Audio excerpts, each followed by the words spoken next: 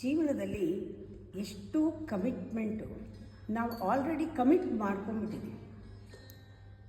ತಂದೆ ಕೆಲವರಿಗೆ ಕಮಿಟ್ಮೆಂಟು, ತಾಯಿ ಕಮಿಟ್ಮೆಂಟು, ಗಂಡನಿಗೆ ಹೆಂಡತಿ ಕಮಿಟ್ಮೆಂಟು, ಹೆಂಡತಿಗೆ ಗಂಡ ಕಮಿಟ್ಮೆಂಟು, ಮಕ್ಕಳು ಕಮಿಟ್ಮೆಂಟು, ರಿಲೇಷನ್ಶಿಪ್ಗಳು ಕಮಿಟ್ಮೆಂಟು ನಾವು ಮಾಡ್ಕೊಂಡಿದ್ದೀವಿ. ಮದುವೆ ಹೋಗಿದೆ, ಮಕ್ಕಳನ್ನ ಹಡೆದು ಆಗೋಗಿದೆ, ಸಂಸಾರ ಆಗೋಗಿದೆ, ವಿದ್ಯಾಭ್ಯಾಸ ಅವ್ರದ್ದು ಪ್ರಾರಂಭ ಮಕ್ಕಳದ್ದು ಆಗೋಗಿದೆ,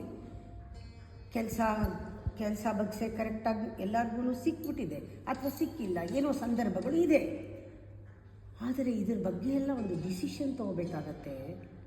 ವ್ಯಕ್ತಿ ಬಗ್ಗೆನೋ ಅಥವಾ ವಿಷಯದ ಬಗ್ಗೆನೋ ಸಂದರ್ಭದ ಬಗ್ಗೆನೋ ಈ ಡಿಸಿಷನ್ ತೊಗೋಬೇಕಾದ್ರೆ ನೀವು ಈ ಡಿಸಿಷನ್ಗೆ ಬೇಕಾಗಿರೋದು ಏನು? ನಿಮ್ಮ ಒಂದು ಎಮೋಷನ್, ನಿಮ್ಮ ಅವಶ್ಯಕತೆ, ಎಲ್ಲಕ್ಕೂ ನಿಮ್ಮ ಅವಶ್ಯಕತೆ ಎಷ್ಟಿದೆ ಅನ್ನೋದು.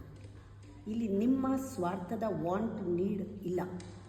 ಬೇರೆ ಏನೋ ಸಂದರ್ಭ ಎಕ್ಸ್ಪೆಕ್ಟ್ ಮಾಡುತ್ತೆ, ನಿಮ್ಮಿಂದ ಒಂದು ಕರ್ತವ್ಯವನ್ನು ಎಕ್ಸ್ಪೆಕ್ಟ್ ಮಾಡುತ್ತೆ, ಋಣವನ್ನು ಎಕ್ಸ್ಪೆಕ್ಟ್ ಮಾಡುತ್ತೆ, ರೆಸ್ಪಾನ್ಸಿಬಿಲಿಟಿನ ಎಕ್ಸ್ಪೆಕ್ಟ್ ಮಾಡುತ್ತೆ. ಆಗ ನಿಮ್ಮ ನಿರ್ಧಾರ ಬೇಕಾಗುತ್ತೆ, ಅಲ್ಲಿ ಡಿಸಿಷನ್ ಬೇಕಾಗುತ್ತೆ. ಆ ಥರ ಸಮಯದಲ್ಲೆಲ್ಲ ಕೋಪ ಬಂದಾಗ ಡಿಸಿಷನ್ ತೊಗೋಬೇಡಿ.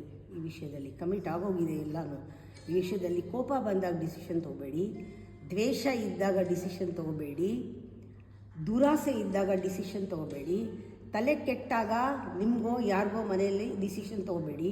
ನಿಮ್ಮಲ್ಲಿ ಹೊಟ್ಟೆ ಉರಿ ಬಂದಾಗ ಡಿಸಿಷನ್ ತೊಗೋಬೇಡಿ. ವಿಪರೀತ ಅಟ್ಯಾಚ್ಮೆಂಟ್ನಲ್ಲಿ ಡಿಸಿಷನ್ ತೊಗೋಬೇಡಿ.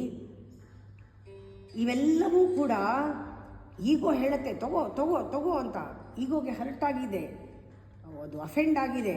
ಒಳಗೂ ಈಗೋ ಹೊರಗೂ ಈಗೋ ಕಾರಣ, ಇನ್ನೇನು ಕಾರಣ ಇಲ್ಲ.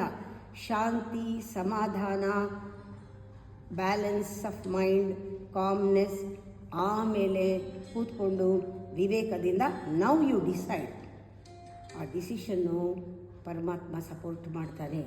ಅದು ಯಾರು ಇನ್ಫ್ಲೂಯೆನ್ಸನ್ನು ಆಗಿರಲ್ಲ, ನೀನು ಯಾರ ಮೇಲೂ ನೆಗೆಟಿವ್ ಇನ್ಫ್ಲೂಯೆನ್ಸ್ ಮಾಡಲ್ಲ.